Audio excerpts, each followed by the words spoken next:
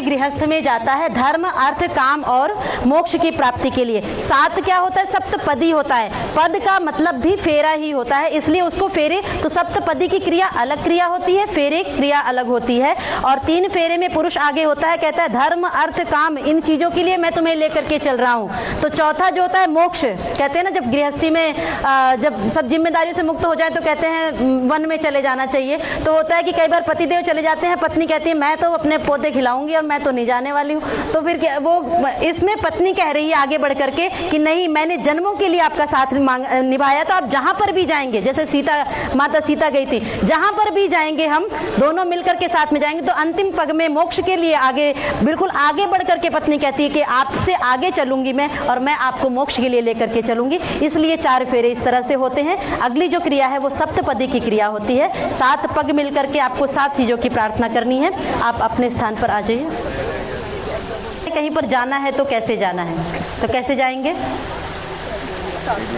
साथ में तो जाएंगे, इतनी देर से साथ में भेजने के लिए तो हम कर रहे हैं। अकेले दिखे तो प्लीज मुझे कॉल करें। साथ में तो जाएंगे, और कैसे जाएंगे? एक दूसरे को बता के तो बिल्कुल जाएंगे, तो मिनट्स में आता है। और कैसे जाएंगे? पता लगे कि हाँ बहुत प्यार है दोनों के बीच में, दोनों हमेशा ऐसे ही देखो इनको देखो कि कितने प्यार से रहते हैं, ऐसा कुछ भाव हो, कैसे जाएंगे? किसी के मन में नहीं आया? आप लोग कहते हैं ऋषि लोग बहुत पुराने ख्याल के थे, मैं बताती हूँ ऋषि लोग कितने मॉडर्न हुआ करते हैं। आप अपना राइट हैंड पीछे से इनके राइट शोल्डर पर रखेंगे, ऐसे जाते हैं। चलिए ऐसे मिल करके जाएंगे। तो 7 स्टेप चलने, 7 चीजों की प्रार्थना करते हुए। पहला कदम कैसे बढ़ाने हैं? पहले राइट पैर, फिर लेफ्ट पैर से उसको कंप्लीट करना है, लेफ्ट क्रॉस नहीं करने पाए, है ना। दोनों ऐसे मिलकर के एक मंत्र के साथ में एक कदम। मंत्रों में प्रार्थना की जा रही है और किस चीज के लिए प्रार्थना है? तो स्टेप बाय स्टेप प्रार्थना है कि भगवान मेरे जीवन में अब गृहस्थ में पहले ये देना, फिर ये देना, फिर ये देना। आप ध्यान से सुनिएगा किस नंबर पर क्या मांगा जा रहा है और किस चीजों के लिए पहले आपको पुरुषार्थ करना है। पहला कदम मिलकर के बढ़ाएंगे। ओम ईश एकपदी भव सामा मनुव्रता भव विष्णुस्त्वानयत पुत्रान विंदावाय भवन्ते संतु जरदष्टयः। आपने पहले मंत्र में प्रार्थना की, हे ईश्वर हमारे जीवन में अन्न की कमी ना हो।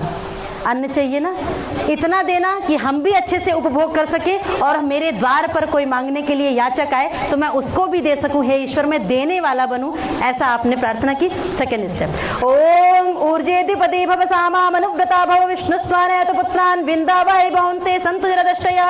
आपने कहा हमारे जीवन में ऊर्जा की कमी, शक्ति की कमी ना हो, तभी गृहस्थ पहले मांगा अन्न, दूसरा मांग रहे हैं ऊर्जा, एनर्जी हमारे जीवन में बनी हो। थर्ड स्टेप, ओम रायस्पोषाय त्रिपदी भव सामा